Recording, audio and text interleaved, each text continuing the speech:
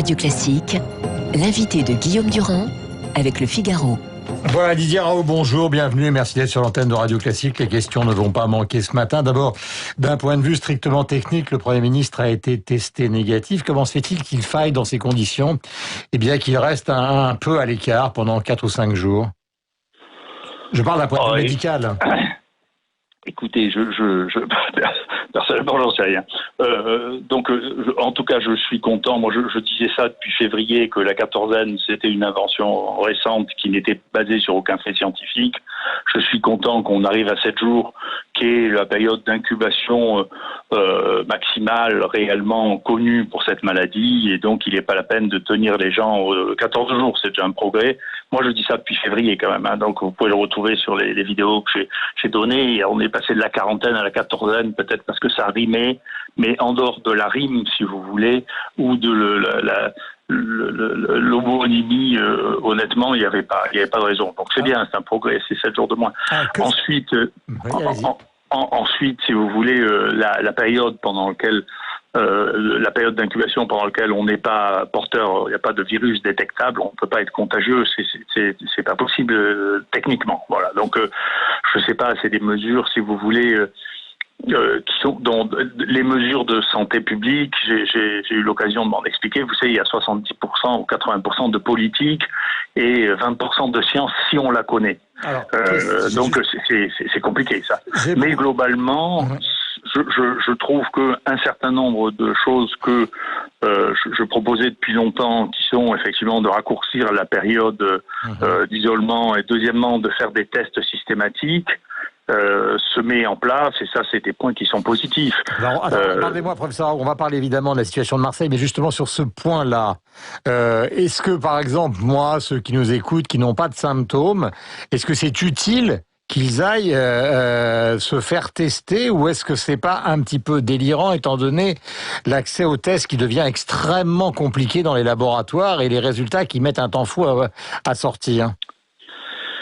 Si vous voulez, je crois que c'est un débat que ni vous ni moi ne pouvons résoudre maintenant. C'est un débat qui a beaucoup agité aux États-Unis le Center for Disease Control, qui a commencé par dire il faut tester tout le monde, et ensuite de ça a dit il faut pas tester les gens asymptomatiques, et 48 heures plus tard a rechangé d'avis en disant il faut tester les gens asymptomatiques.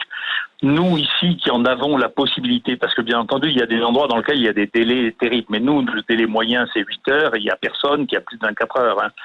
Donc, dans ces conditions, oui, nous, on pense que c'est important, parce que chez les gens qui sont peu symptomatiques, eh bien, il peut déjà y avoir des modifications, et on est assez étonné de voir l'importance des modifications chez les gens ambulatoires, avec ce qu'on appelle le lupus anticoagulant, c'est-à-dire des anticorps antiphospholipides, qui sont le premier stade qui vont entraîner des troubles de la coagulation, et pour lequel il y a actuellement 2 ou 3 traitements qui sont fonctionnels, en dehors même de la maladie. Encore une fois, l'hydroxychloroquine, qui est le traitement des anticorps antiphospholipides, ou bien alors les anticoagulants, ou alors les corticoïdes à faible dose, qui est une des raisons pour lesquelles les corticoïdes peuvent marcher. Donc, si vous voulez, le fait de détecter tôt qu'il existe des anticorps antiphospholipides, et donc nous, on en trouve dans 16% des gens très peu symptomatiques ou pas symptomatiques, et jusqu'à 40% chez tous ceux qu'on hospitalise. Et dans la mesure du possible, on essaie de tester tout le monde. C'est à partir du moment où ça ne provoque pas des encombrements considérables. Question concernant Marseille, comment se fait-il que dans votre ville, il y a une situation, c'est pas moi qui le déclare, hein, c'est un certain nombre de médecins, notamment la Timone que vous connaissez par cœur, ils disent nous sommes sous tension, nous sommes presque au bord de la rupture. Alors je rappelle qu'il s'agit essentiellement des lits consacrés au Covid, car évidemment les autres lits ne sont pour l'instant pas touchés et supprimés. Écoutez, vous savez, il y a toujours des gens qui sont au bord de la crise de nerfs, et puis il y en a d'autres qui n'y sont pas. Donc, nous qui sommes au centre du problème, il y a plus de patients, donc on doit les gérer. Ça veut dire qu'il y a des problèmes de réorganisation qu'il faut mettre en place, c'est-à-dire qu'il faut avoir un peu plus d'infirmières, un peu plus de médecins. C'est ça qui nous manque actuellement, et donc s'il y a des volontaires d'ailleurs pour venir nous aider, comme lors du premier épisode, on sera content, parce que ça fait beaucoup de malades qui passent ici, et donc on a besoin de les examiner, de faire les prélèvements et de les suivre. Mais globalement, on n'est pas enfin moi je suis rarement désespéré, mais on n'est ni désespéré ni affolé, hein. D'autant qu'il n'y a pas une situation particulièrement dramatique à Marseille ce matin. Écoutez, moi je ne trouve pas que mais encore une fois la définition du drame n'est probablement pas la même pour tout le monde. Les journalistes une sensation dramatique qui n'est pas vraiment la mienne. Non, je vous pose cette question parce que, par exemple, Le Monde d'hier considérait qu'on était en pleine deuxième vague en Espagne. Donc, je vous pose cette question parce que ça a été aussi un sujet de débat avec vous et avec d'autres, donc avant l'été. Est-ce que nous avons eu, après la grande bosse, est-ce que nous sommes dans une petite bosse, puisque vous connaissez bien l'histoire des épidémies, ou est-ce que cette petite bosse que nous sommes en train de revivre est l'amorce d'une deuxième grande bosse épidémique? Alors, je vais essayer de vous expliquer, mais il va falloir faire un peu de science. Parce que c'est ce qu'on est en train de faire. Nous, par rapport à tous les autres, vous savez, on travaille beaucoup ici et on fait beaucoup de choses. On a beaucoup plus de données que n'importe qui au monde en ce moment. En particulier sur les séquences de génome. D'accord? C'est-à-dire que dans les virus que l'on a, on regarde leur génome et on regarde si c'est les mêmes que ce que l'on avait avant. Donc depuis juillet, là, depuis l'apparition de ce deuxième acte, les génomes que nous avons ne sont pas les mêmes que ceux que nous avions avant. Ce qui est peut-être la raison, j'en sais rien, il ne faut pas insulter l'avenir, ce qui est peut-être la raison pour laquelle il y a une mortalité beaucoup plus faible maintenant que ce que l'on avait avant. Donc le virus aurait muté.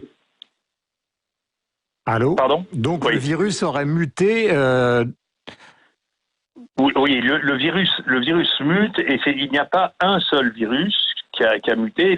Actuellement, nous avons 7 mutants qui ont circulé et qui ont une distance par rapport au virus original beaucoup plus grande que la distance qu'avaient les virus pendant la période de février et mars-avril. Vous voyez? Donc, ce virus a une surmutation, si vous voulez, qui est probablement pas, c'est mon avis, mais encore une fois, je ne veux pas prédire l'avenir, hein, probablement pas une mauvaise nouvelle parce que, sans rentrer dans les détails, les mutations que nous voyons sont des mutations qui sont associées avec la dégradation des organismes. Dans leurs acides nucléiques. Vous voyez, donc quand ça se passe, c'est que ça va mal pour la bestiole.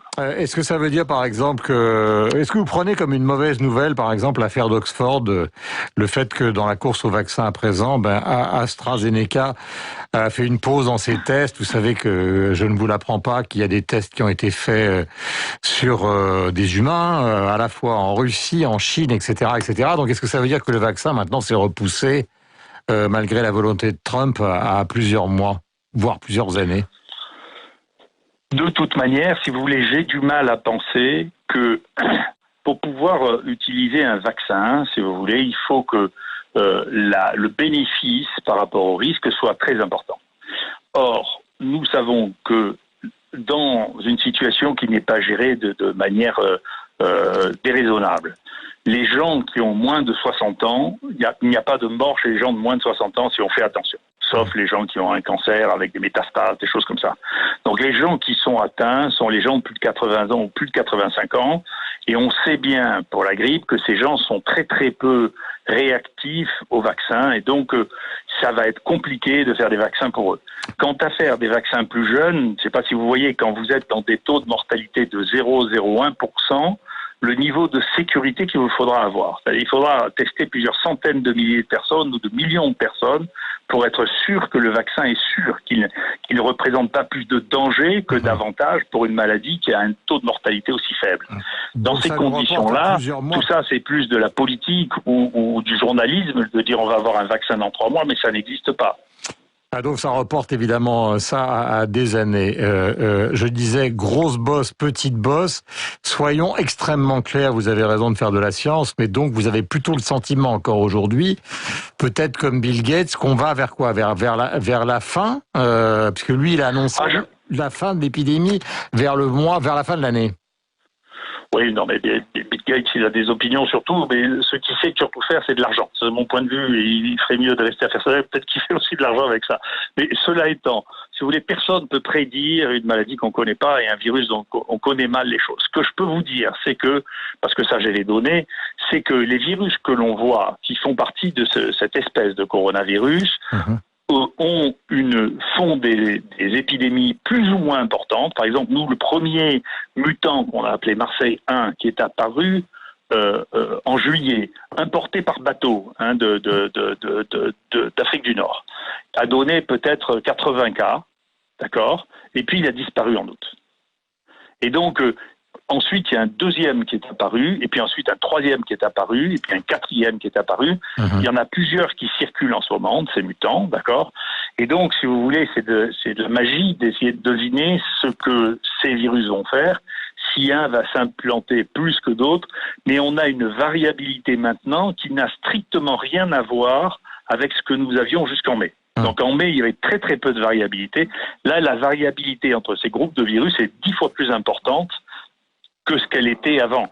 Et pour l'instant, on est les seuls à savoir, puisque sur les 7 nouveaux mutants que l'on a trouvés, il n'y avait que 2 séquences dans toute la littérature publiée, toutes les 2 en Suisse, sur un seul virus. Pour l'instant, la létalité et la mortalité est extrêmement faible, même s'il y a évidemment un nombre de cas de plus en plus important, puisqu'on teste de plus en plus. D'ailleurs, le fait d'être positif ne veut pas dire qu'on soit forcément extrêmement malade.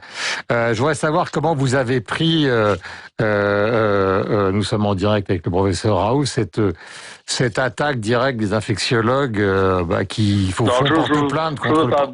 Je veux pas parler de ça. Si vous voulez, moi je parle de science, si vous voulez. Je trouve que... Oui, mais eux, ils le contestent. Ils disent que vous parlez souvent... je m'en fiche. Je vous ai répondu, je ne parlerai pas de ça. Bon, c'est clair et net, mais c'est peut-être un manque quand même en termes d'information. Vous pouvez le citer. Moi, mon métier, c'est pas de faire l'information journalistique. Personne dans ce pays, bien sûr, mais y compris dans le monde, n'a autant de données, ni vu autant de malades, ni testé autant de malades que nous. Tous les chiffres que nous avons, bien sûr, nous respectons la loi, donc ils sont tous transférés à l'ARS, ils sont tous transférés au ministère. On peut pas cacher les morts, on peut pas cacher les cas, on peut pas en inventer.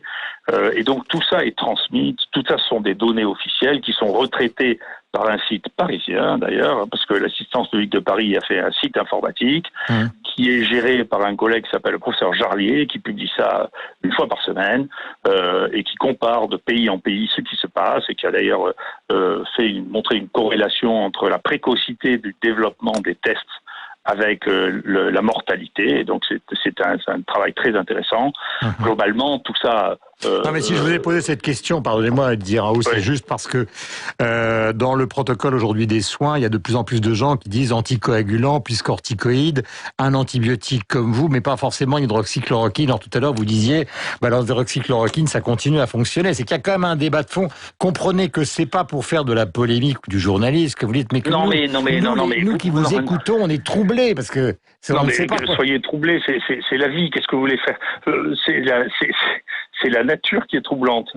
Vous avez la moitié des pays du monde qui prescrit l'hydroxychloroquine et en France, il y a un débat de gens qui disent écoutez, moi je trouve, et nous avons la plus grande expérience de ce pays, que ça marche, et il y a des gens qui disent écoutez, moi je crois que ça marche pas.